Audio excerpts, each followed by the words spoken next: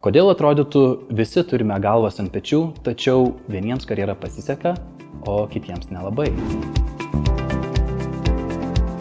Pakalbėkime apie jauno žmogaus iššūkius. Visi atpažįstame tradicinę kelionę – mokykla, universiteto arba ką veiksiu po mokyklos pasirinkimas, egzaminai, įtampa, pirmasis darbas, stažuotė, klasės draugų susitikimai ir skirtingai susikloščiusios bendramokslių karjeros. Karjera – tai aiškus tikslai ir planas jiems pasiekti. Na, o svarbiausi pasirinkimai gali įvykti dar mokyklos suole. Egzaminai, konkursiniai balai, papildomas mokymasis bei karjeros paieška sudaro psichologinį spaudimą kiekvienam jaunam žmogui. O ir tai, kas pagalvoja, kad būtent šis pereinamasis laikotarpis gali padaryti milžinišką įtaką visam likusiam gyvenimui.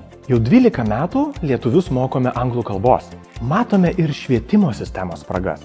Ne, mūsų švietimo programos tikrai nėra prastos, bet sutikit, lyginant su pažangiomis šalimis, kryptingam į karjeros tikslus orientuotam mokymuisi, dėmesio skiriame per mažai.